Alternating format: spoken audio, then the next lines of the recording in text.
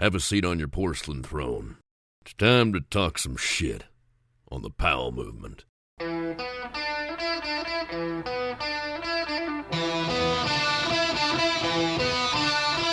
Welcome to the Powell movement. I'm your host, Mike Powell, and this week, the holidays are behind us and the season is in full swing. I've been getting up to the hill on weekends and getting my legs ready for some upcoming road trips to Idaho. The cool thing is, I was pricing out a trip for 3 to Silver Mountain for 3 nights of lodging and water park access for all 3 of us and 9 total lift tickets. The cost for that is like $1,200. That's pretty cheap for a 3-night ski vacation. Now, a long time ago, I was a ski bum living in Vail, and life was a ski vacation. And I'd love to take my kid back there and show him where I had my 100-day seasons. But to do that, the skiing alone, just for us 3 people on a 3-day vacation, just lift tickets, would be $2,600. I mean, skiing is crazy. A $295 a day ticket? That's more than the round-trip flight to Denver would cost. The shitty thing is, by the time my kid has to pay for skiing himself, a day ticket could be $500. And the ski experience, unless you go to the right places and have the right passes so you don't pay $500 for a ticket, while it can be awesome, these days at the mega resorts, the experience can have crazy lines, closed terrain, and then there's the whole ski patrol debacle. You know the one I'm talking about, where the patrollers were getting like $21 an hour and they really wanted $23 an hour, and the corporate giant said, "No way, you peasants, you're lucky to ski here." Then, public opinion and horrific Park City holiday ski experience, and who knows what else, made the corporate giants finally give in.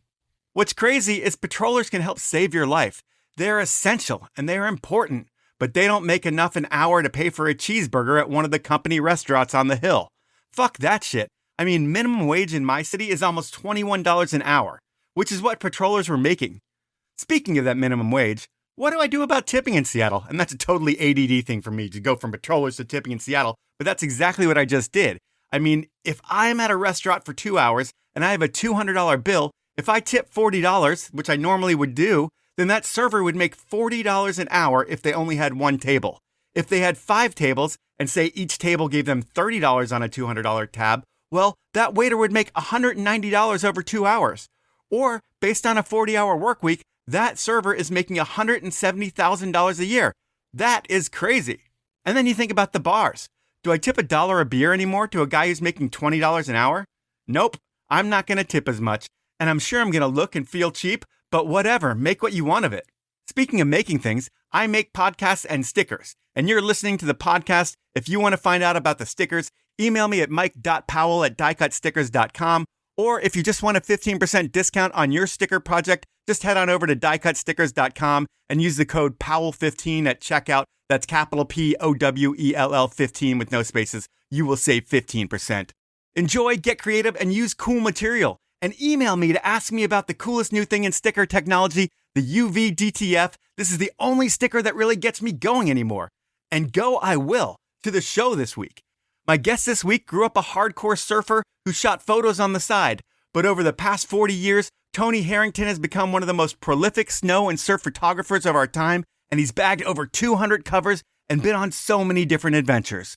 On part 1 of his podcast, we talk about his life and times. It's a fun story with an Aussie who everyone thinks is a Kiwi and who has always followed his passion and heart first, even when it may not have been the best decision. Before we get into it, I want to thank you for listening, ask you to review me wherever you listen, and please tell a friend about the show. That really does help it grow. Finally, this podcast doesn't happen without some incredible brands that I want you to support. The folks who make this show happen are Elan Skis, Stanley, Outdoor Research, Best Day Brewing, Ski Idaho, and Insta360 Video. Now, it's time to talk to Tony Harrington, a.k.a. Harro. Jet lagged? A little bit, and because I've been sitting behind a computer for 3 months, I've never been so unfit in my life. And to go up there and hit Jackson Hole without doing much exercise just absolutely nails you. So the Epsom salts bath went down a treat this afternoon, to put it that way. Well, I mean, I figure thinking about your life and times, it's like you've been coming to Jackson since the 90s. And is it always kind of been a home base where you would fly over here and spend the winter in the U.S. and you'd come up here in tip-top shape and be ready to crush it? But this year you're not ready to crush it? Yeah, that's exactly right. It's a solid mountain, as anyone knows who's been here. And I made a point to Steve and Todd Jones saying, I am not skiing with you on my first day, Okay. because most of the time they just drag me up the tram and straight into the off-piste, and I'm just choking on their dust. So when you get to Yeah. Jackson, they show you their terrain and it can be pretty heavy. And if you haven't been in shape for it, then it's going to be pretty scary for you. Yeah, totally. I don't want to blow a knee out my first day of the next couple of months. So, yeah, no, it's all good though, but sometimes you just got to harden up, right? Yeah. I mean, is it normally when you come over here that you've done 6 months of skiing in Australia and New Zealand, and then you come over here and ski and you live the endless winter? Or are you surfing over there? Or how does it work in the way that you space out your year? Well, basically, our winters are short, thank God, compared to the long ones you guys have up here. It kicks off early June and finishes end of September.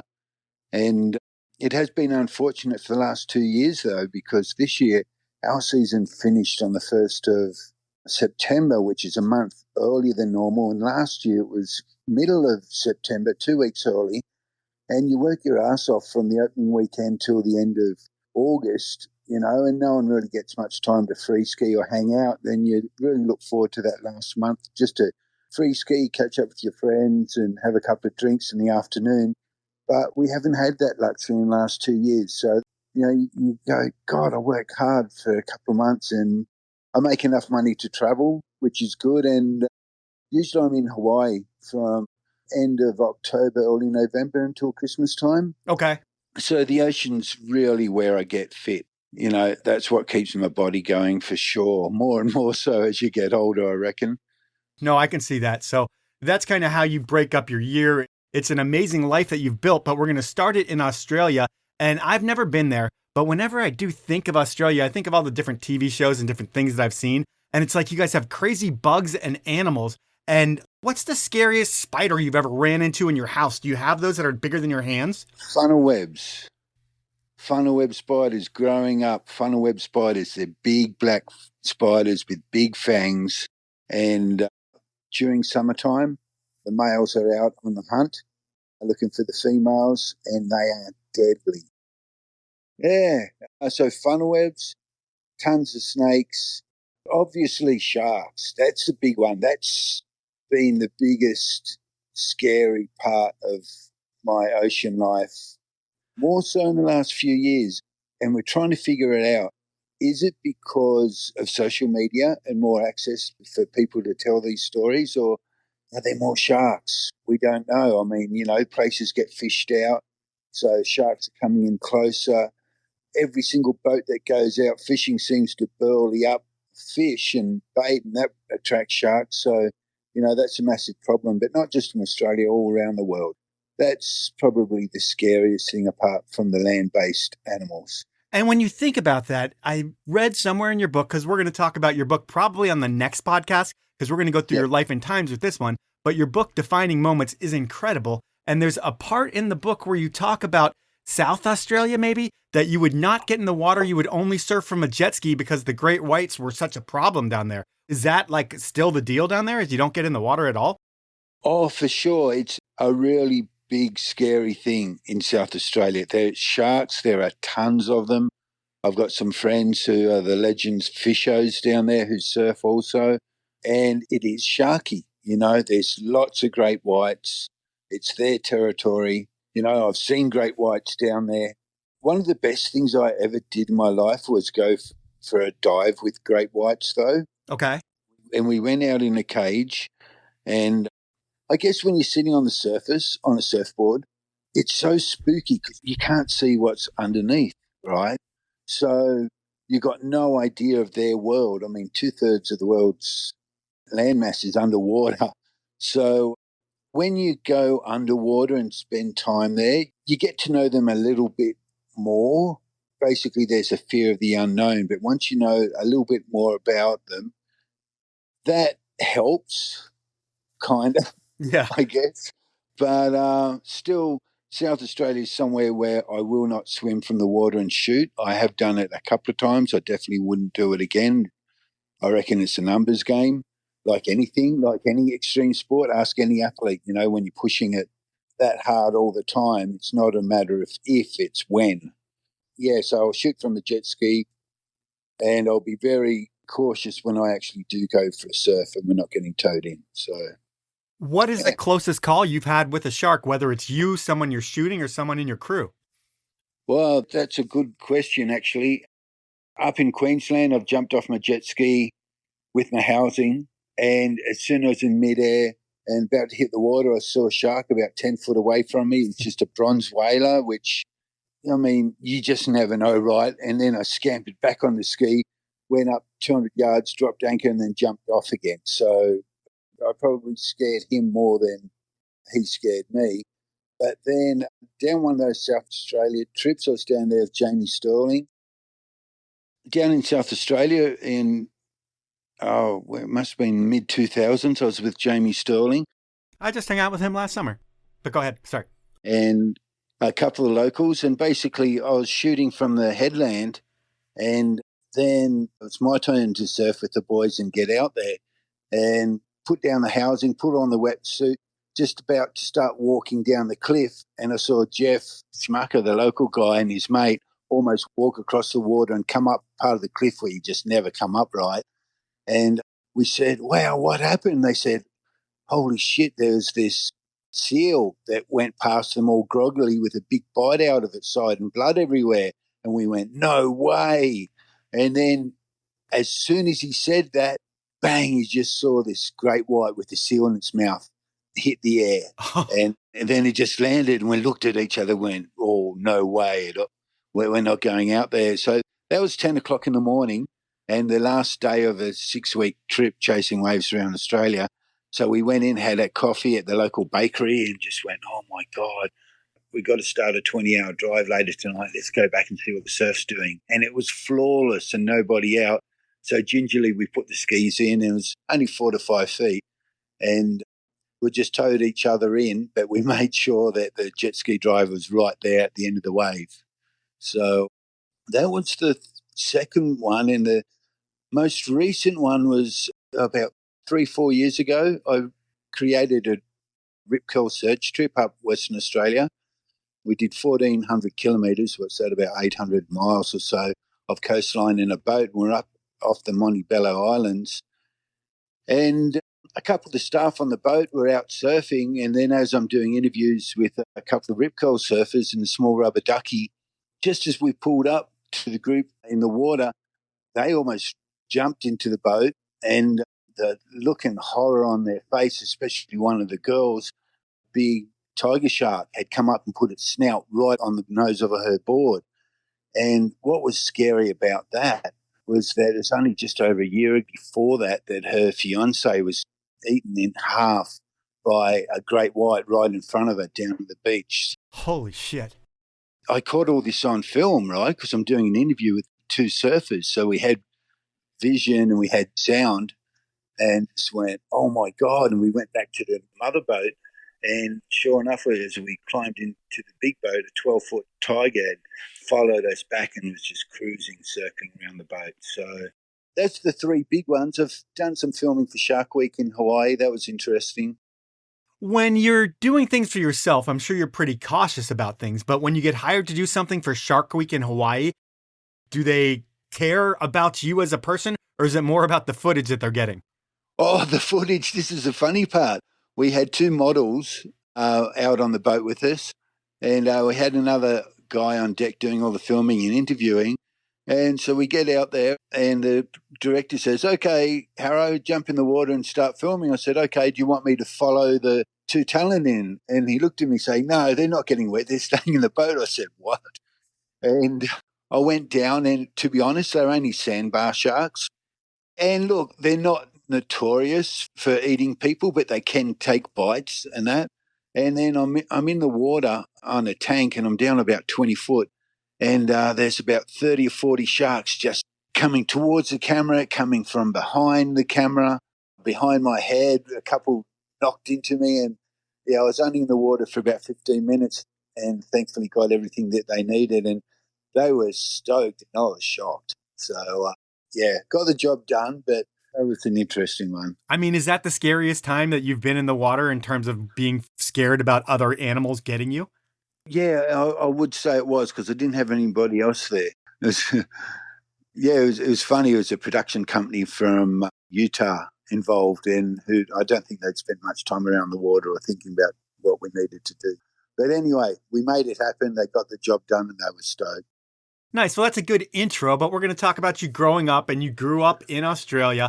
And when I think about it, I mean, do you grow up near a city, or is it more like a remote lifestyle for you? Sydney was an hour and a half drive south. And where I grew up on the Central Coast, it was very quiet coastal. We got lots of national parks. It was big farmland area when my parents grew up there. It has been built out a lot more since, but we're very fortunate because there is so much national park. You can't build out anymore. And it was very far removed from city life, that's for sure. And then from when you were a kid, it seems like you were the kind of kid that, like a lot of people on this podcast, who chases danger, it seems like. I mean, there's stories about you getting caught in barbed wire when you were like 2 or 3 years old, and then you're always getting yourself in trouble. What's the whole plate glass story? Well, basically, for a couple of months, Dad took some work inland Australia, and we're out on a station where they had cattle and wheat. And I was always wanted to go somewhere where I wasn't allowed to go for whatever reason. And I crawled through a barbed wire fence and got a heap of stitches in my arm. And then 2 weeks later, when I just had the stitches out, I went there and jumped through the fence again and went up onto this old shed, which had been laid down, walls on top of each other. Apparently, I used to play cowboys and Indians and jump up and down and get shot by an arrow or whatever and roll over, and fell through a plate glass window. And I can clearly remember that, being on the ground, shattered glass everywhere. And I can clearly remember that. The next thing I do remember is being on operating theatre and just a big light above me. And they're the only two things that I can remember. But my mum did say that I went back to the house and I yelled out to her and she said, "I'm inside feeding your sister." So I took off my yellow gumboots at the door, walked in, and Mum saw me and just went, "Ah!" And then she had to go out into the paddocks to try and track Dad down. And then it was a 2.5 hour drive to the hospital. And I think in the book I said I had 14 stitches. So I caught up with Mum and Dad just a couple of weeks ago and they said, no, it's 40 stitches. Oh, dang. Went from my mouth up to my temple. And I wasn't meant to go that early in life. So that's crazy. Yeah. There's another moment in your book that I think kind of in your childhood, I think you were like 5 years old, where you said you remembered the feeling of being alive and an adrenaline rush. And that kind of sparked everything for you. And that was your first defining moment. What was that one? Oh, that was the fall. Oh, that was the plate glass window. Yeah, that was a plate glass window. That was the first time. It's just almost like you've been hit by lightning. Everything's just so alive around you, your senses are reeling. I guess it's shock. It's like your first time in the moment or in the zone at that point. First time in the moment, that's exactly right. You finish, you jump a big cliff or you surf a big wave and you get to the end and your senses are just reeling. Yeah. And then for you, life's all about the water growing up. And I'm guessing you probably start on a boogie board when you're really young and then you get onto a surfboard. But thinking about it, how far is the local break from your house? And is it something that you went to every day? Yes, look, it did. I started in the water when I was about 5 or 6 on a blow-up inflatable mat, just playing around the shore dump. And then when I was 10 years old, 11 years old, I got my first fiberglass surfboard. And from that point on, it was about probably a mile and a half down to the beach from where I grew up. But I would do that every morning and every afternoon, regardless, before school, after school, weekends, and you just hang down there. And on the way down, you either went straight to Wamberal Beach or you could go halfway and turn right and then go down to Terrigal. And you had to make a decision halfway down, which way will I go, left or right? And back then we didn't have internet or, swell reports or buoy reports or anything like that. We would just watch the weather at 7 o'clock on the nightly news and just get an idea of what the weather maps were doing. And then even, as a 12, 14-year-old, we're just taking notice of what the wind's doing when we're at home. Basically, we just immersed ourselves in the weather by what's going on around us. And it's the same thing today with snowpack. I mean, you can listen to all the reports and everything like that. But at the end of the day, everywhere's got a little microclimate, and you just got to take whatever information you can get around you, but then take your own observations, and at the end of the day, green light it depending on how your gut's feeling. So back then, I would think when it was good and when you made the right choice, it was that much more exciting than today, where you almost know exactly how things are going to be. Because like you said, you can look at snow reports and stuff, and it's not going to give you exactly what's going on, but you have a whole hell of a lot more information than you did back in your day. 100%, because I kind of laugh about it a lot, even these days. When it snows a lot, or when the surf's going to be pumping off its head because you listen to Surfline or something like that, or open snow, the snow's going to be really good. You get out there and you're a little bit overhyped for it, and it's never quite as good as what you think it would be because you're already psyched up for it. Yep. Whereas if you go somewhere and you've got no idea what it's like and it's actually great, you just froth out so much more, for sure. It's like those sleeper powder days too. You just think there's going to be 2 or 3 inches overnight, and you get up there and there's been a foot or so, or the surf's, they're calling for 2 to 3 foot surf, and it's actually 4 to 6 foot and offshore. Yeah, so they're the days I like it, for sure. It's time for my first sponsor break, and I'm excited to bring Ski Idaho into the sponsor mix. People have been shredding Idaho ski resorts for over 100 years. It's the home of some of the best skiing and resorts in the lower 48. Think 19 ski areas with epic terrain and shorter lift lines. That's right, unlike a lot of places, when you ski in Idaho, that means you aren't going to spend half of your day waiting in lift lines. And Idaho skiing is affordable, with over half the ski areas offering day tickets for under $60. That's hard to beat, and between the terrain you're going to find at destination resorts like Sun Valley, Grand Targhee, Tamarack, Schweitzer, and Silver, or day areas like Lookout, Brundage, Bogus, Soldier, Kelly, Canyon, and Pebble Creek, from groomers and bumps and terrain parks to POW and glades to backcountry, Idaho has it all, and it's the best kept secret in North American skiing. It's skiing like it used to be, with lots of independents, including mom and pops and nonprofits. To find out more, head on over to skiidaho.us. Next up, it's Elan Skis. And while I could tell you all about the new award-winning Ripstick ski models and then push you to demo them at your local shop because they'll make you have more fun on the mountain, I'm just going to talk about your local shop. There's something special about stepping into your local ski shop. The smell of the freshly waxed skis, discussion about where to find the best skiing, and expert advice makes these shops more than just a place to buy gear. We at Elan believe that ski shops are the soul of skiing, a place where skiers can come together for genuine human connection. And that can't be replaced by going online. Going to a ski shop is an experience where you want to connect with a like-minded person who understands what you're wanting to do and wants to share their knowledge with you so you can have a good time doing something they love to do too. Shops are among the last authentic pieces of the ski community we have left. And here at Elan, we want you to support your local ski shop. You can find our list of dealers nationwide over at our website, elanskis.com, and remember, support your local ski shop. Last but not least this round is Best Day Brewing. And with snow season here, skiers, snowboarders, weekend warriors, tubers, sledders, snowmobilers, snowbikers, you get it. The doers of winter are getting ready to shred. And post-shred, it's all about après. And this year, do après the right way. Forget about the calories, forget about the alcohol, forget about getting in trouble on the way home. Because with a beer from Best Day Brewing, you get all the flavor of your favorite beer, whether it be a West Coast IPA, a hazy IPA, a Kolsch, an Electro Lime, or my new favorite flavor, Nature's Pills. And you don't have to worry about anything but having your best day ever. Blind taste tests have proven that you won't be able to taste the difference between a Best Day and your favorite alcoholic beer. Really, the only difference is you're going to notice how good you feel in the morning after drinking a Best Day, and you're also going to remember what you did last night, which is almost as refreshing as a Best Day itself. So the next time you're at the store, pick up a 6-pack of Best Day, or order one on your next Alaska flight, or you can always buy some on Amazon or over at bestdaybrewing.com. Those are my sponsors. Now let's jump back into the podcast.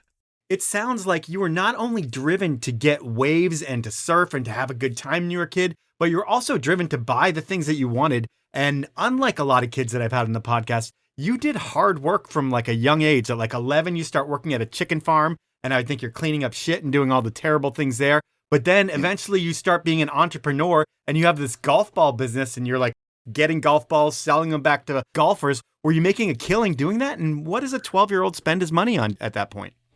So I needed money. So that's where I started at the chicken farm. And, you carry chooks from one pen to the other as they grow up. Every couple of weeks they get a little bit bigger, so they've got to go to bigger pens. And then you got flapping wings and chook dust everywhere and choking on it. Then at school the next couple of days you're sneezing and black shit comes out and spray paint your school books and everything. And because that was on weekends, right? So I wanted my weekends to go to the beach. So that only lasted for a couple of months. And then we had this golf course down below us. So I'd just go down there hunting for golf balls. Whenever the surf was no good, just go out and find golf balls, wander through creeks in the lake or in the bushes, find the golf balls, go home, polish them, grade them, go out and sell them to the golfers. And the best thing about that, I could do it when the surf wasn't good. And when the surf's good, I just go surfing. So what did I have to pay for? I didn't need much. I either walked to the beach or we made little trolleys for our surfboards and trundled down to the beach with the boards in tow. Wetsuit, surfboard and wax. That's the only everything that I needed. And back then we only needed like 25, 30 cents for a packet of hot chips, and we could buy loaves of bread for 2 slices at a time. So you go for a surf, come in, have some hot chips on sandwiches. That's all I need. I didn't need anything else in life. So it's not as though I took a full-time job finding golf balls just to put money away. That'd defeat the purpose of being able to get out there and do what I've done. No, and so you've got all the things that you want, and when you think about it, you can surf as much as you want, but then there's also school and you have to do that, and I'm sure that gets in the way of surfing a little bit. But are there any activities within school that you become a part of? Do you play cricket or rugby or anything like that? Because from what I remember, I haven't seen you in a while, but like you're a big guy in an athletic way. I would think you'd be great at team sports as well. Team sports, yes. I gave rugby league a go for a little bit on weekends, but we'd train for, I think, Tuesday and Thursday afternoons. But then again, that sort of ate into my surfing time. I was really good at athletics, long distance running. For a team player, yes, at times, but I reflect back on growing up. Have I been a team player? No, I've been a little bit rogue. And it wasn't until I finished this book where I looked back and I looked at why I had made decisions that I've made, good ones and bad ones. And sometimes being a rogue person works out for sure, and you don't have mollusks or anyone holding your back. You can just make split decisions. But if you're part of a team, then you got to follow protocols. I used to get frustrated. So, yeah. I mean, looking at your life and times, you've kind of blazed your own path in the way that you've kind of become a photographer to everything that you've done. So it makes sense that the whole rules and structure of team sports really didn't fit with you. I was just thinking that knowing that you're a great skier and a surfer and knowing just your size, because you can't coach size, that I figured you might be a team sports guy. But it sounds like you weren't a team sports guy. And when you don't have anything but surfing going on in your life at that time, you're 15 or 16, I think that's when you buy your first camera. What was the thought process behind buying the first camera? No idea. Absolutely no idea. I can put it down to when the surf was getting crowded back in those days, and crikey, like it's 100 times worse now. I feel sorry for surfers getting into surfing these days because it's so busy, but I was always one of the first surfers out on the water before the sun came up. I'd always bag my fair share of waves before it got really crowded. So having a camera was nice, by 7:30, 8 o'clock when it gets crowded. I didn't have to fight for waves surfing anymore. I could just paddle out there and shoot my mates. Obviously, the surf magazines, they used to be prolific back in the day, Tracks and Surfing World magazine, and there's about 3 or 4. There's Waves and a few others. They'd come out every month, so we'd just hang out to go down the beach. Every morning, every afternoon, you had the elders down there, and we'd be flicking through magazines, and someone would say, we went there, or here's our last trip, and listening to the elders and their stories. Then we had a couple of photographers would cycle through the waves where I grew up, and for some reason I just connected to it. And then also my great uncle, Uncle Ethel, I had no idea he was quite a famous photographer. He'd give me all these adventure books whenever I'd seen him. We'd catch up once or twice a year, and I knew he was a photographer. And he told us a little bit about what he did, but it was just so intriguing. And what he did traveling with the camera. So there wasn't any one thing which made me go out and buy a camera. I just went out and bought it. And Mum warned me. She said, "You can't go out and buy a camera because we're going to have to pay for film and processing." And I did go out and buy the camera. And I just had to sell a few more golf balls to pay for the film and processing back in those days. And is it one of those things where you said it gets really crowded and you feel sorry for surfers today? I love asking about this because it's so funny to me, the whole locals only mentality. But you know what? I'm not a surfer, so I don't really understand it. But back when you were coming up and it would get crowded at 9 a.m. in the morning, I mean, are people fighting in the water in Australia like you hear about in Hawaii? Oh, look, for sure. Everything has settled down because I feel like surfing's a lot more mature these days. Do cameras change that? Social media being able to Oh, 100%. I mean, that pipeline on any given day, guys were getting roused on or their heads punched in for good reason because there'd be people out there just not doing the right thing, not following the right protocols. They were a danger not just to themselves but to the local surfing. And before social media, there was punch-ups and, people were taught a lesson. Do I agree with that? No, but at the end of the day, you can see why it happened because some people out the surf are just idiots. But when a couple of those surfers, what do you call them, the regulators or whatever, ended up in court with camera phone footage of them hitting somebody in the courtroom, that just settled everything down. And also, I think the new kids coming up these days, they're a lot more professional. There's a lot less attitude. Maybe they've learnt from their elders of, be more respectful. So it's definitely not as rogue as it was in the old days, that's for sure. Has anyone been a dick to you in the lineup because they felt like you didn't belong ever? Do you ever recollect anything like that? Yeah, for sure. Like growing up where I grew up, if you weren't a local, you're not going to get waves there. I would go to other beaches, and because I wasn't a local there, would get frowned on. I guess if I go somewhere and I was just by myself or one other person and you showed respect, you got respect. But what happens when you get people go with groups, like 4 people in a carload, drive up the coast and they go out to somebody else's local break and, they're hassling and that. Definitely there's confrontation with the locals in the water. And then, with surf camps, they really heighten the animosity between locals and tourists because someone get a van and they'll turn up with 6 people who are paying someone money to go and surf somebody else's turf. And there's only so many waves that come through in a session, and the locals will spend all their lives there for those special waves and have somebody else just blow in and just steal stuff from them. It gets a little bit frustrating. Yep. And I was reading your book because I've read your book, all 1,000 and some odd pages of it. It's incredible and people should definitely buy it. I can't believe it. We're going to talk about it next week. But there was a Jeff Schmucker story. It sounds like he bypassed a lot of that locals only stuff for you once. He did. Jeff Schmucker is a 4th generation local fisherman and surfer from Shriki Bay down in South Australia. And it is a very Wild West frontier. I mean, it's desolate, it's crazy, heavy breaks, tons of sharks. There's a lot of so-called locals that they call themselves locals. If they've been there for 5 to 10 years, they call themselves a local, and they're blow-ins from the East Coast or something like that, and they think they own the place. So when James Sterling and I pulled in, we had 2 jet skis on the back. One was a Red Bull ski, and that's instantly a red flag with the locals.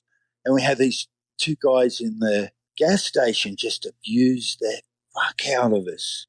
And we're just going, whoa, let's get out of here. We just wanted to fuel up and piss off, and keep driving. And then I just paid for the fuel, and another guy in four-wheel drive in a jet ski pulls up and he goes, "Hey, fellas, how's it going?" And we just looked at him just going, "Oh, my God." And this guy was bigger than the other two dweebs who threw everything at us.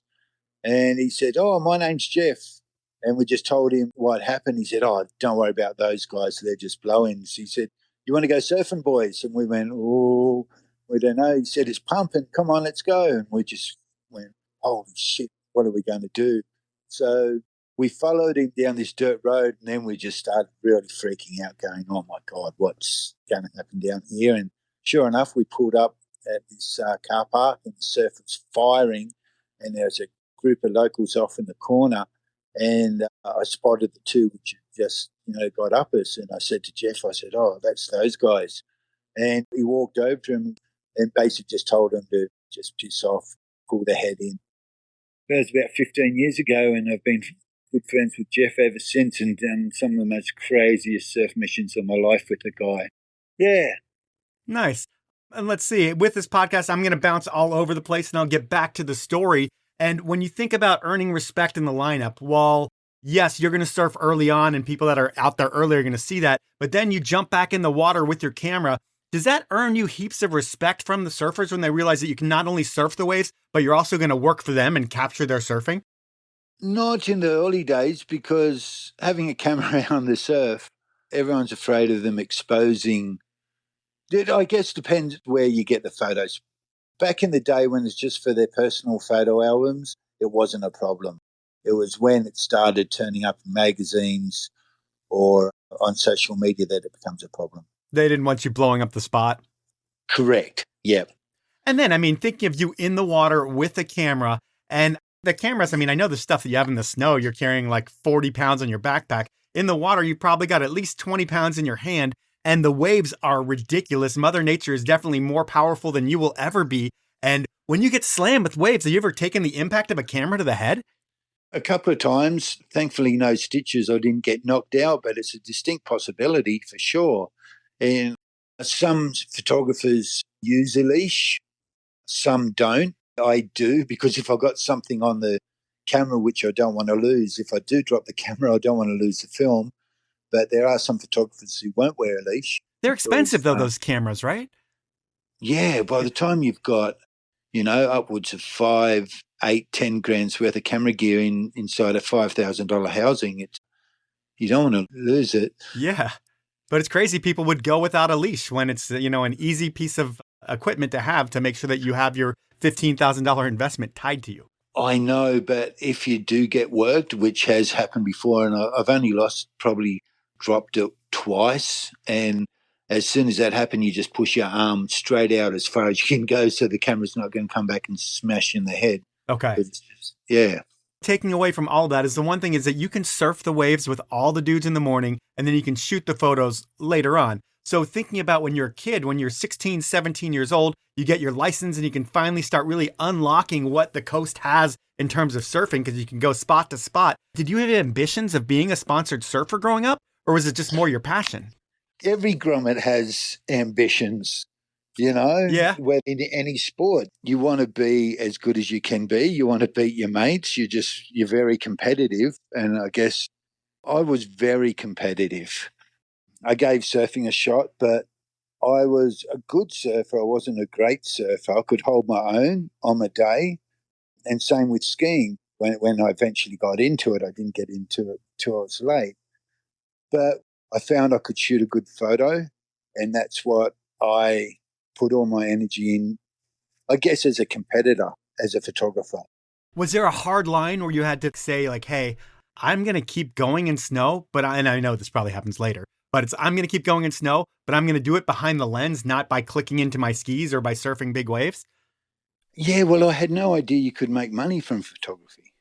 I just shot it for the fun of it. When I started at 16, I just started shooting. I was an electrical apprentice at the time, and I didn't finish that till I was 21. And when I was around 2021, I started getting photos published, and then front covers, and then Billabong or Quicksilver or Rip Curl would buy a photo, and you go, wow, how cool is this? And then as I built up an allegiance with the magazines, that just opened up to working with better surfers and sponsored surfers, and brands would buy photos of their sponsored surfers. If I created a really cool trip and got a couple of athletes frothed on doing it, we'd just go and, would produce the goods, and then I'd make some money, hopefully at the tail end of it. I'd certainly put the love and passion for it before the money, and that's something I've done. I would say 99.9% of any job that I've ever done, I've always put the fun part, the passion, the pushing the limits way ahead of any financial return. What you said about the no financial return and just putting fun first, it's like you talk about that electrician apprenticeship, and you did that for about 4 years. And if you would have stuck with it for like 3 or 4 more months, you would have gotten your like engineering certificate, but you had already found skiing and fell so in love with skiing that you pretty much threw your electrician career out the window because you were just a ski bum at heart and you didn't want the structure of the electrician's world. Would that be accurate? Oh, 100%. 100%. I've got my A-grade electrical license. I've got my contractor's license, just about to finish my engineering. And, I could have started up a company. And if I went down what society deems you to do once you finish your trade and, to further your vocation. And if I was Sparky, I'd probably have a couple of kids, a wife, a holiday home, my own home, a boat. But I threw all that away just to, to live life on a whim, and meet amazing people, You choose fun. I could not afford to pay for the lifestyle that I've been living for the last 3-4 decades, because it's money can't buy what we do in surf and snow. The way that you get to meet people and live with people and entrench yourself in their cultures, money can't buy that. You can make $100,000 a year, might make $1 million or $2 million a year. You can go and buy a surf trip on a boat anywhere around the world or any surf resort, or come to a ski resort or a heli ski operation. But it's kind of, don't take this the wrong way, it's not superficial, because it's the way that people can get to do it, because that's the only way they can do it. But to be a bottom feeder and live with the locals, who are down on the ground, in the trenches, the camaraderie that you build up with those people it's something money. It's working in the ski shop. You know everything about everybody, how they ski, where they want to go, and it's like you guys all have a common denominator that brings you to the same place. Yeah, exactly. And we're there all for the same reason. We just want to every day get out and surf, or every day get out and ski. If you wake up every morning and you don't want to go to work, you're in the wrong job. It's time for my second round of sponsors, and I'm starting this one out with Outdoor Research. Have you seen that black and white Mark Abma kit online or in the new MSP movie? If you haven't seen it yet, look them up before you buy your gear for this winter. They're sick. And not only are OR's products built differently and outperform just about anything thanks to being athlete and employee tested here in the brutal conditions of the Pacific Northwest, nowadays they have so much more style than the OR gear from just 10 years ago.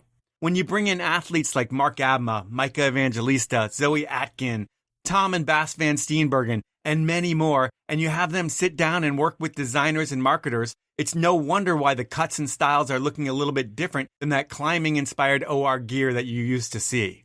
It's really a game-changing difference in the fit and function of the gear, and the look, well, it really is incredible. And with the holidays right around the corner, get someone in your life the gift that will last over time. I can honestly say that I've loved OR since I bought my first raincoat from them back in 2000, and they truly make my ski days better. And while I may not be the best skier in the world, my Outdoor Research kit makes me look like a pro. And you can do the same thing by heading over to outdoorresearch.com, looking around the site, and treating yourself to the best. Next up, it's Insta360 cameras. My new camera, my X4 from Insta360 Video, is totally game-changing. 360-degree video means you can't miss a shot. And the invisible selfie stick means that you won't be able to see anything in the way of that full 360-degree video. It's game-changing, it's incredible, and I get every angle of every shot that I take in up to 8K resolution, and I can take that footage and have it on my phone in the Insta360 app in no time, and it's ready to edit in an app that's super easy to use. If you haven't checked out Shaun White's latest edit, his Insta360 video, where he's got text dropped over all of the different tricks that he's doing, it is a totally futuristic thing that you can only do with this type of 360 video. It's why world-class resorts like Aspen Snowmass, Big White, Banff Sunshine Village, and Pacific Group Resorts, which include J Peak and some others, plus the PSIA, well, Insta360 is the official action cam of those resorts and groups. But really, that shouldn't matter to you. What should matter is how easy this camera is for you to use, how easy it is for you to edit, and what you can save by listening to this podcast. Because not only are you still going to be able to get that holiday deal they were offering, 15% off your camera order, but when you check out at insta360.com and you get yourself an X4 camera, you're going to get yourself a free ski pole mount attachment when you enter the code POWELL. That's POWELL. The letter P is capitalized, and you're going to get all of that for being a loyal Powell Movement listener. So please enjoy that. My final sponsor is Stanley. And when Stanley started sponsoring this podcast, the story around the brand was that green bottle that keeps your grandpa's coffee hot. And that's still a story. But this week, they're totally changing the script. Actually, this year or the past few years, they're changing this script. And the latest big news around the brand is that they've signed Messi. The most famous soccer player in the world is part of the Stanley family. And while Stanley still sponsors me and Matchstick Productions, and most likely a snowboard movie that I don't know about, they've really matured as a brand over the years. I mean, they are the hottest or coldest cup in the world, and it feels like it. And it's still all about the product. Well, marketing with Messi and Olivia sure does help things, but if you don't have a great product, the marketing doesn't matter. And since Stanley has consistently had the best cups and bottles to keep things hot or cold since they invented the category in 1913, you need to check out what they're doing. While I still swear by the pint glasses that I use every day, which could be a perfect Christmas gift for the man in your life, I see so many other people out there drinking with that quencher cup, which is so popular. And I get it. For some reason, it makes you drink so much more water, and that's awesome. Really, these days, Stanley has something for everyone. And I'm going to save you 30% on all of your Stanley purchases. How am I going to do that? Well, when you head over to stanley1913.com and go shopping, then you check out, you want to enter the code POWELL30, that's a capital POWELL, no spaces, the number 30, and you'll save 30% on all Stanley gear. Those are my sponsors. Now let's jump back into the podcast. Skiing becomes a passion for you way later in life, like 21 years old, 20 years old. I think you find skiing through a surf shaper. I want to call him Chandler because I love the movie North Shore, but how does Rob Allen first get you interested in snow? Well, that was interesting. I would have been around 16 when I met Rob, and everyone gets to know the local surfboard shaper and surf shop owner, and, we hang out, just chew the fat and whatever, and then I had a bad experience in big surf. I could surf big waves. Like where I came from at home, Foresters Beach was renowned as the most consistent big wave break on the east coast of Australia, and I loved it.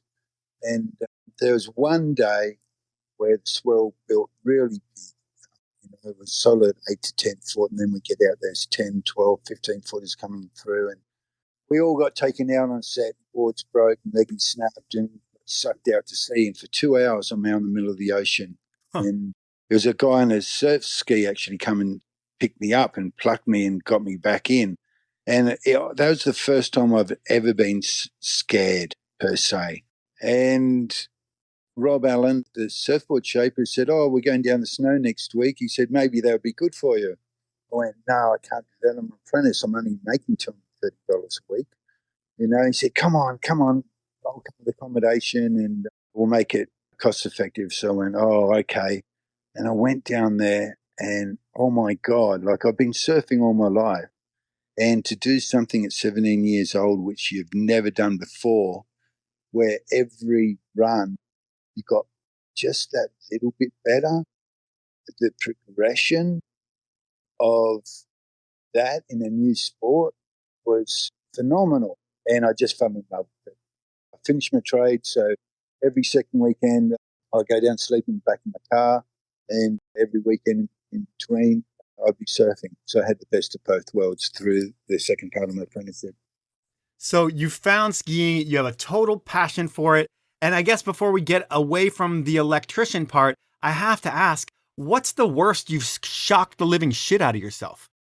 It was in the power station, and someone had twisted some cables together and they hadn't put a junction blocker on them.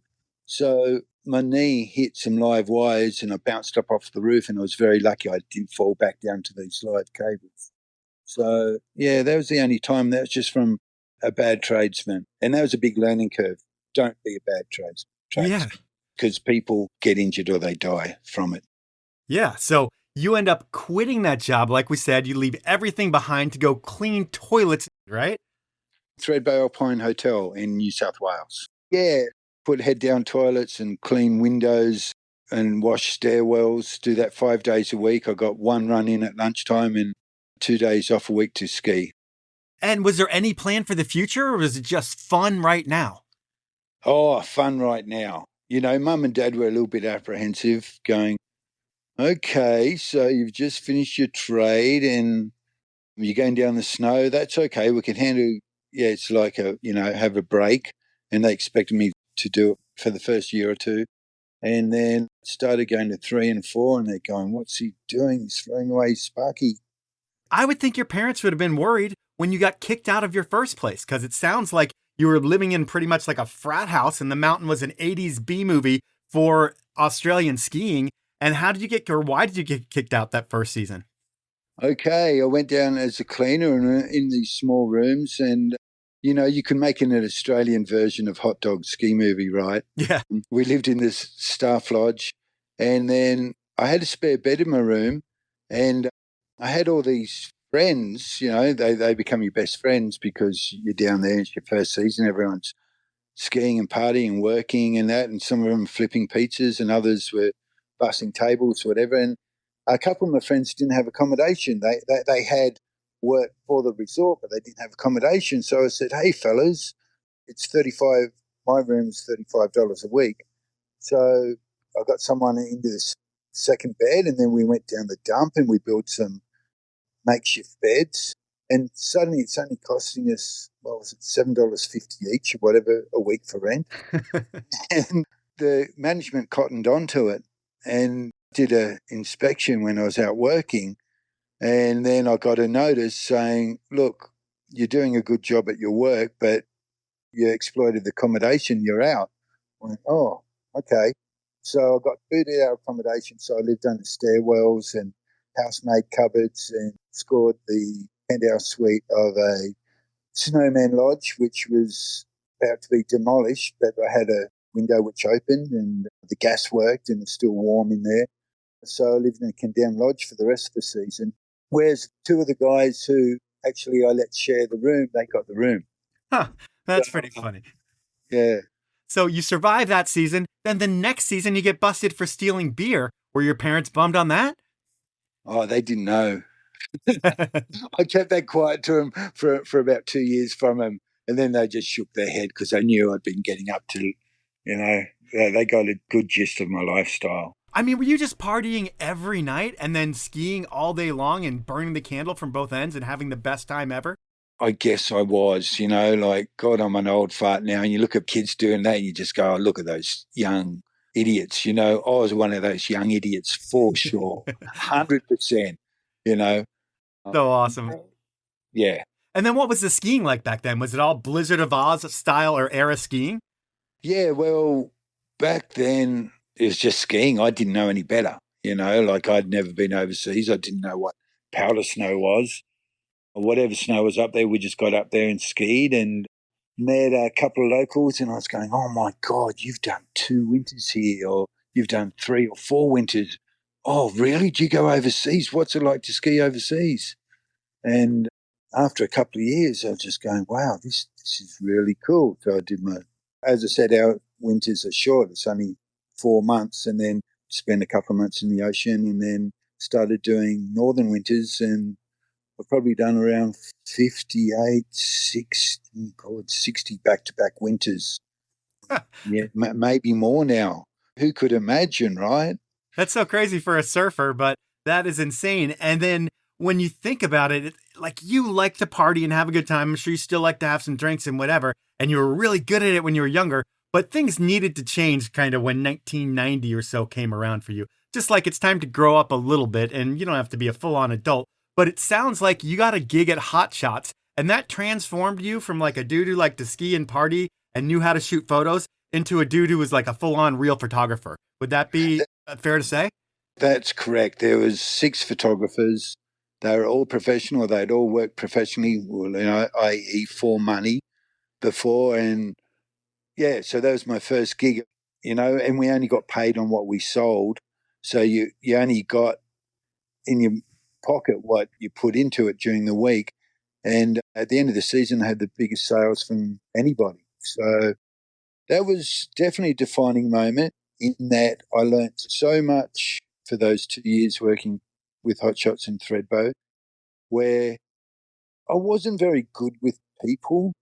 I wasn't good at communicating with people that I didn't know within my own peers, no worries at all. But I had to stand on top of the mountain, ask people when they got off their chair if they say, hey, my name's Tony, I'm taking photos for Threadbow. Do you mind if I take your photo? And 9 out of 10 times they'll just brush you off. Some were really polite, others were just rude and arrogant. And then that 1 out of 10, you drag them off to the side of the lift, you'd set them up in all these poses. And if we gave them a really good time and a good experience, they would remember it. So that would get them to come down to the Valley terminal at the end of the day to look at their photos. And if you took a good enough photo and you communicated with them, then they would hopefully buy. And we only used to make 23% commission back then. So you had to take a lot of photos and just to hoping to get people back down to look at them, and then you had to sell them. So I guess that was a big foundation in business. For you, yeah, because a lot of people like you are kind of loose when it comes to the business end and are really focused and hardcore about making sure they're always in the water, they're always behind the lens, and they're always doing what they should be doing. But then they're not really good at selling the stuff. But when you're forced to get on top of the mountain and talk to strangers, I mean, that is the foundation for the rest of your life of realizing that you have to hustle to make money. And while it can be uncomfortable, you are capable of doing it.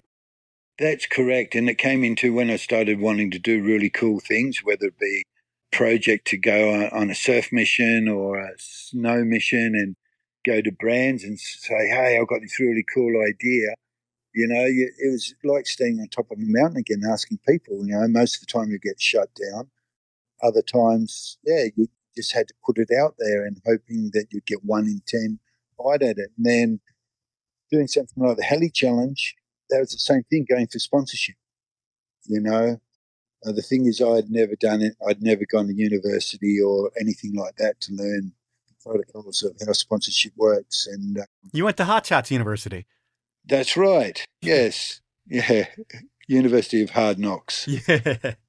And so they didn't teach you how to sell to brands, but that comes later. And you're more established with that comes, which is great because you're able to do things. But it sounds like what Hot Shots did was give you the foundation to really go anywhere you want and be able to start a business. And for you, what happens is you leave after like 2 years and you go on a New Zealand road trip, and it led to you moving to Wanaka. How did that happen? Must have been 1991, I think it was. I got invited over on this little tour bus to shoot some resorts and do some write-ups for a magazine back home. And we got into Wanaka about 10 o'clock at night, and then 7 o'clock in the morning when we got up, I looked outside, my jaw hit the ground. It was drop dead gorgeous, fresh coating of snow. There's Trailcone and Cardrona resorts there. They didn't have a photo business at the time.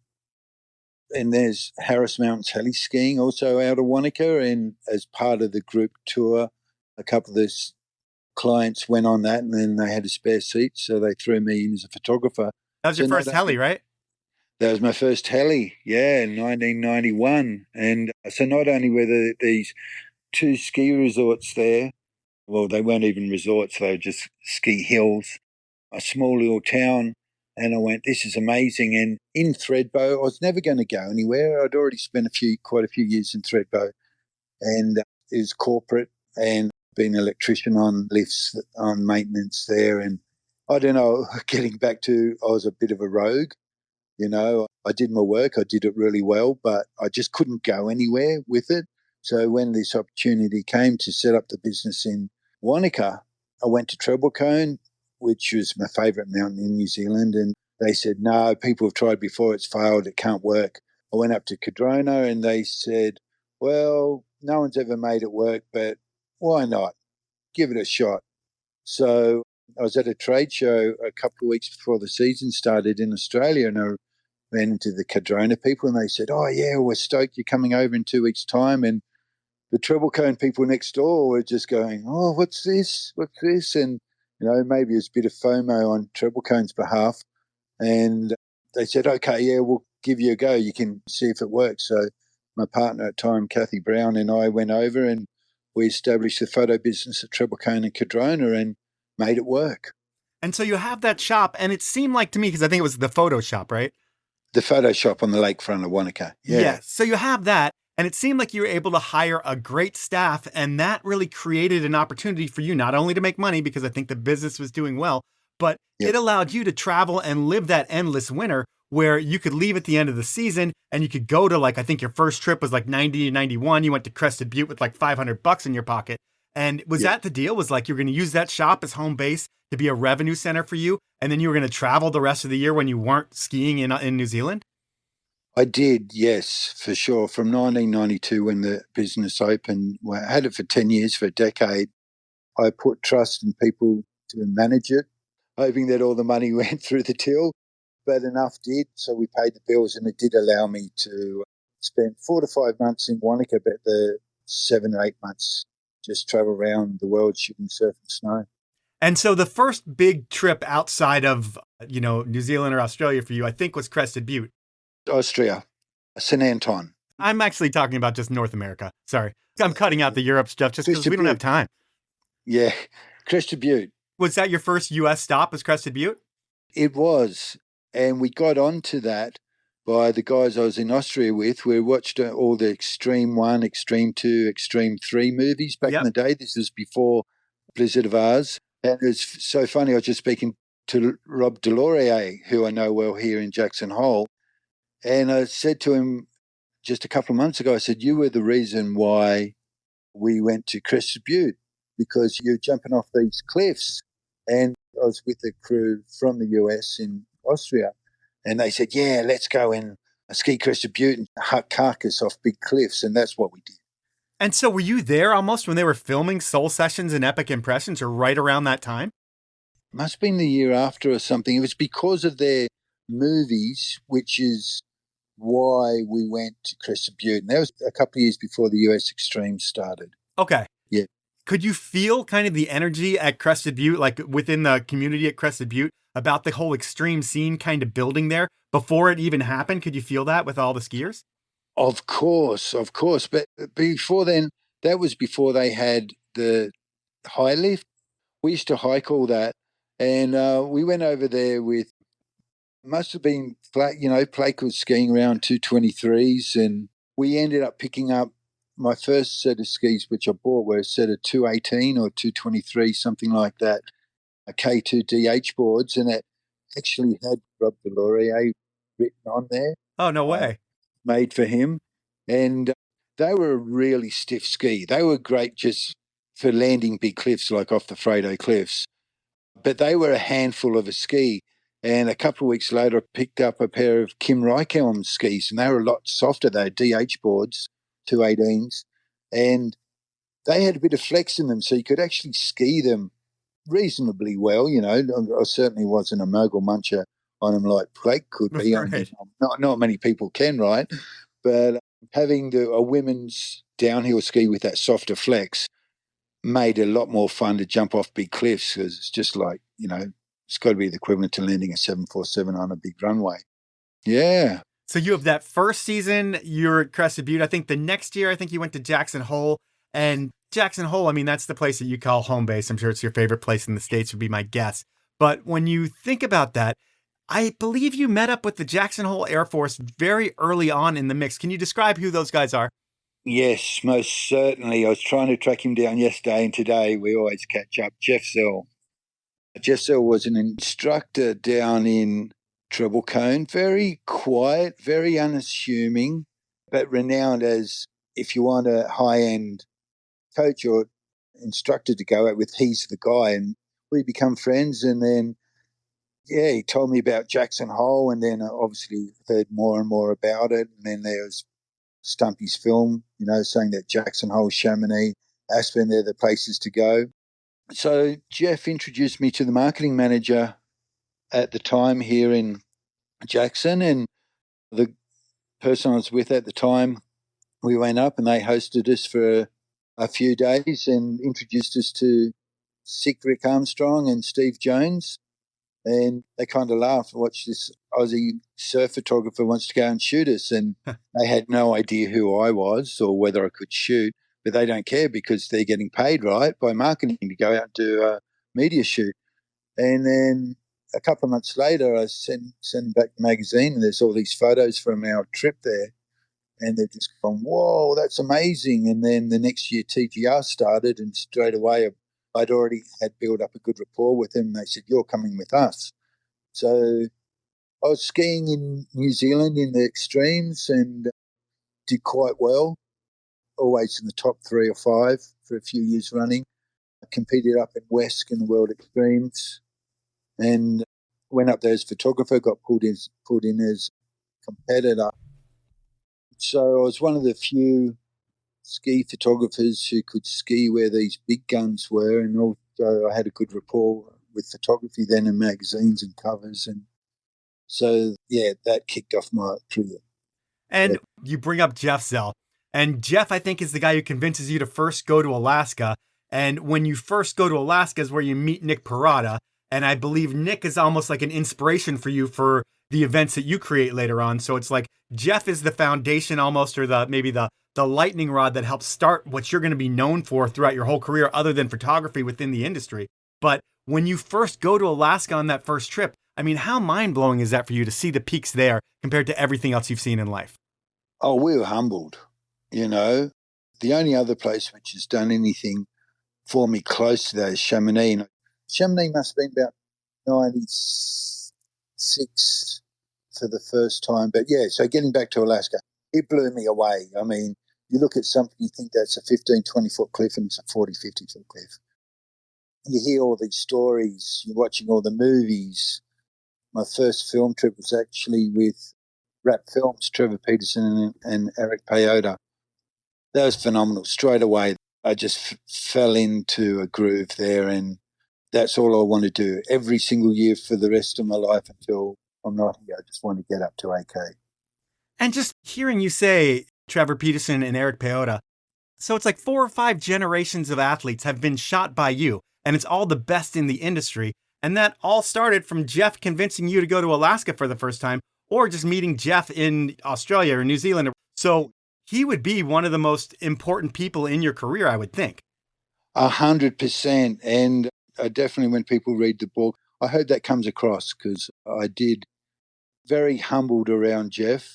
He's a very quiet person, very, as I said, very unassuming, but boy, could the guy ski like all the Air Force boys. But look, there is a pack like that in every single ski resort around the world, but they just did a whole new level. I mean, I guess it was the Jackson Hole guys who really opened up Alaska with Coonsey and all those guys back in the day. So, I guess anything in life, it's not always what you know, it's who you know. And I was just very fortunate to run into Jeff back in 92 in Treble Cone, and the whole world just opened from there, Yeah, and I would say between Jeff and Parada, you eventually graduating, creating your own event, the World Heli Challenge. Those guys are inspirations for it. But when you think about your career, I think that's what people are going to remember you by. Obviously, your hundreds of covers and all the other stuff you have. But that event became so big and so important. And really, it got you respect in both the ski and snowboard world, because it was like something that started on the snowboard side, which is strange to me because you're a ski guy with a ski background. How did you end up creating a snowboard event? Through Parada. That guy is the most positive guy in the world. He's no bullshit. he said, Tony, you can do this. Like I was living in Wanaka and I just did the World Extremes. This is 95, the ski event. And then I got invited to shoot the snowboard event. And the camaraderie, the fun, the format of the King of the Hill, Chinese down, well, it wasn't a Chinese, it was a time downhill, freestyle and extreme. And I said to Parada, over a couple of drinks, I said, I'm living in Wanaka. We've got big, beautiful mountains. We've got helicopters. That would be so cool to have an event down there. And he says, well, do it. I'm going, what? And he said, yeah, you can do it. And he gave me some pointers and he sent a couple out to the big athletes at the time, the Goodwills and all that. And straight away, everyone jumped onto it. And we got a little bit of sponsorship. I can't remember who from in that first year. I got about $3,000 or $4,000 in total in sponsorship. But the way that we ran that event is every athlete put down $600, got accommodation, 3 days heli. And that's how it all started. It went off that first year, though, right? Like everybody had the time of their lives. Oh, they did. They really did. It was amazing. And then, we had Parada's King of the Hill in Alaska and we had Harro's Heli Challenge in New Zealand, and they were the only 2 heli competitions in the world. So, of course, if you're a good rider, you want to be in a helicopter and ski untracked snow and the best snow that you can, So that took off. And then the next year, introduced the skiing component, snowboarders for the first 10 days and then skis for the second 10 days. And it's costing a lot of money for, because it's doubling up on costs. Yeah. And I was actually surfing. I'll never forget the day I'm surfing up Burley and sitting out there, crystal clear day, great surf, having a good time. And I'm just going, wow, I wonder if I can combine the two sports under one umbrella, under 2 weeks. And I'm asking myself questions why it wouldn't work. And I couldn't find one. The biggest thing back in the day was right at that time, skiers and snowboarders hated each other. The only other ski and snowboard event in the world at that time was the Whistler Festival. Oh, yeah. World Ski and Snowboard Festival. World Ski, that was the only, from my knowledge or at least my recollection, that was the only other event in the world where there was skiers and snowboarders in one competition. Because you go to the trade show in Las Vegas trade show, SIA trade show, and half of it's all the prim and proper ski brands and the other half is just all the snowboarders and, just all their parties and it's like chalk and cheese, like the whole trade show was split in two almost. And then it took a couple of years for barriers to be broken down and skiers and snowboarders started respecting each other. So I guess back in that Heli Challenge in those early days to have skiers and snowboarders was pretty groundbreaking. What was the biggest headache that you had dealing with all the skiers and snowboarders partying their faces off over the years? Because I'm sure there were probably some late night phone calls that you had to deal with. Nah, what the fuck? Just go out there and do it. Just turn up. And yeah, everyone partied. I mean, I did. I partied with them. If it's going to be a down day, we're out all night.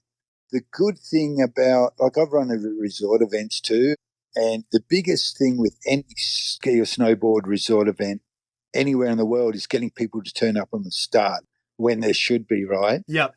But when you got a heli seat sitting there, no one's late for a heli seat. That's true. That's true. They are always frothing. They always wanted to be there. So you didn't have to crack the whip too hard at all because everybody wanted that heli seat and that to get on top of the mountain. So there were no headaches, really, from running that. Sure, people got fucked up. There's, a couple of run-ins with the Tourism New Zealand lady when a really stoned snowboarder come up and said, hey, man, do you know where I can get some weed? And I'm trying to build up a relationship and get 10, 20, 30 grand out of them for media coverage. Didn't go down too well, but they were never going to come through anyway. So I'm really glad the snowboarder did that. Okay. So you would also do some things at this event, like you would buy beater cars and let everybody have like crash up derbies and shit like that too, right? That's right. Well, we wanted a car sponsor, and we couldn't get a car sponsor and we had big paddocks. So I think I paid $600 and got 3 cars and we just had a big smash up derby. And Travis Rice was actually down there for that year's event, and he went surfing on that day, which is a bit of a bugger because it would have been good to see Trav flying around a paddock in an old beater. But that was really funny. That was classic. I mean, there was a lot of rental cars rented during that time, and thank God social media wasn't as big as what it is now. But there's some stories about rental cars getting airborne over paddocks, but we were legit with 3 smash-up derby cars. All right, well, I'm going to end the base of this interview part because basically what we're going to do is we're going to pick up next week, and I'm going to start out with money because I like talking about money. Then we're going to jump into athletes and stories because we're telling your story now, but then we're going to talk about the stories you've had with others because you've worked with all the best. That you just brought up Travis Rice, and there's so many others that you've worked with between Seth and McConkey and every big name in these sports you've worked with. But I'm going to ask you a couple questions first, and then we're going to jump into inappropriate questions. But my first of my last 3 questions I'm going to talk about is you've been around incredible athletes. Like I said, we're going to talk about it next week. But when you think about the most talented surfer that you've ever been in the water with, just as a talented athlete, who would that be? Oh, my God. The most talented surfer. That's hard without pissing anyone off, isn't it? Andy Irons was a super freak. Oh, Slater. Slater without. I mean, that's the easy choice, right? But is he the best athlete all around, too? I haven't seen him out in Jaws. Because I recently had Johnny DeCesare on the podcast, and he told me that he beat Kelly Slater in ping pong. Just letting you know. Yeah, right. Kai Lenny, look at that guy. He's a beast. And he's a beast. He's a super freak. I don't know, the best. Well, I mean, you've dropped 3 names there, 3 that'll all work. They're arguably all the best ever to do it. Now, let's jump into snowboard. Who is the most talented athlete that you've ever seen on a snowboard? Well, obviously Travis Rice. I haven't had the privilege to work with Travis one-on-one going out on a shoot, but definitely Jeremy Jones. I mean, that guy is just so at one with the mountain. Obviously, there's so many crazy, incredible snowboarders up there. My deal isn't park or trick skiing or freestyle skiing. Sure. I mean, that's complete. I'm big mountain or big wave, so that's why the athletes I would have to say that are my favourite ones are definitely the people who are so at one with big environments. Jamie Mitchell for surf, Ross Clark-Jones for surf, grew up with him, to see where he's been. He's just another kid from Terrigal. And Jeremy, oh God, there's so many. Well, there's one more category we have to go to, and skier. We haven't talked about a skier yet. Oh, McConkey, but there's a ton of them, right? Look at Sage Catabriga-Alosa. There's guys out there who I haven't shot before, which are just phenomenal. But personally, who I've worked with, I'd have to say McConkey. All right. So that's going to end part 1 of this podcast. And I was supposed to record 3 inappropriate questions with somebody in about an hour, but we moved this podcast up a couple hours, so we're recording earlier than anticipated. So I'm not going to record the inappropriate questions that you were supposed to hear today until a little later. So I'm going to save those for next week's podcast. And you're going to get 3 inappropriate questions from me on this podcast. And are you ready for question number 1 from me? Probably I'll never be ready, but go away. No, you will. Fire away. I'm going to set you up for a layup here. What is the most ridiculous story from the Party Tony days? Getting the Party Animal of the Year award in my first season in Thredbo. We had the Waftum Awards, the Waste of Fucking Time and Money Awards at the end of the season and it was Carnival Week. And there's all these ridiculous awards. And I got this one for being the happiest drunk carried out at Calabar for most of the season. The guy who ran the event, the Waftum Awards, gave it to the hotel manager's wife as the Waftam, waste of fucking time and money. He got sacked. They were the last of the great old heyday, Australia's equivalent to hot dog ski movie days, I guess. And I do want to reiterate, I've never partied like that again. And it's maybe why I can't even drink. As of 6 months ago, I can't even touch any alcohol anymore because it just makes me feel so sick.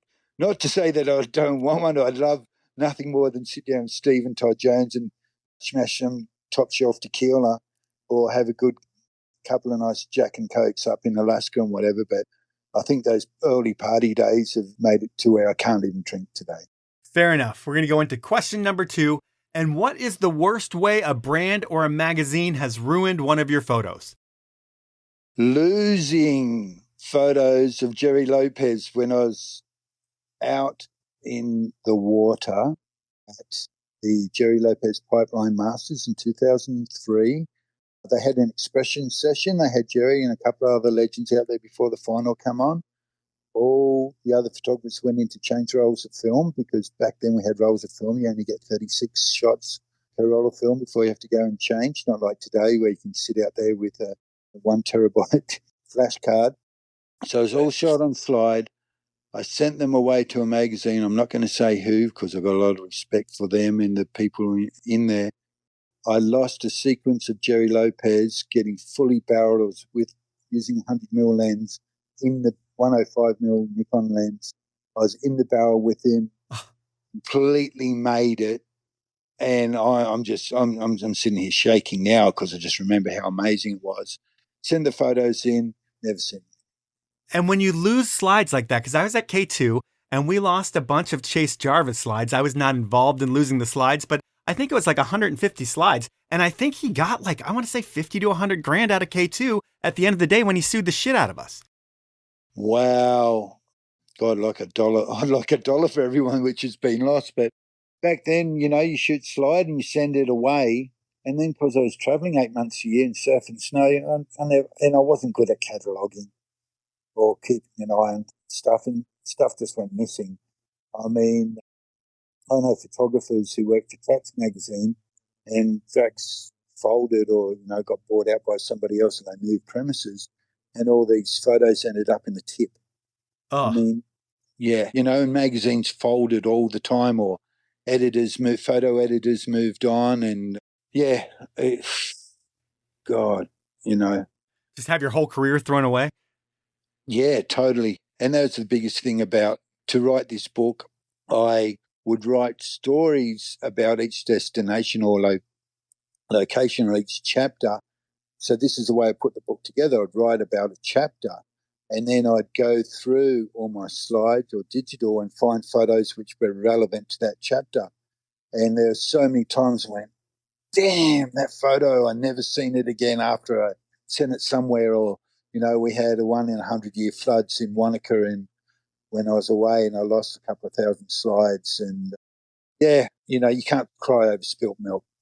Well, This one you're not going to want to answer, your final inappropriate question, but I hope you're going to answer it because this definitely puts you on the spot and it's probably going to make someone pissed off at you, but maybe they won't. I mean, if they're not here anymore, they definitely wouldn't be pissed. But what athlete has been the biggest asshole to you over the years? Oh, look, there's I'm going to leave it like this. There's a couple of athletes out there who have got so much on their high horse. Sure, I might shoot them. Am I going to put their photo in, serve it up in a magazine or run it in my book? No. And I'm going to leave it like that because it's a small world. So I got respect for them as an athlete, but there is, some people do get a little bit too high for their boots or they say to you, here's a classic one. Then this was more recent.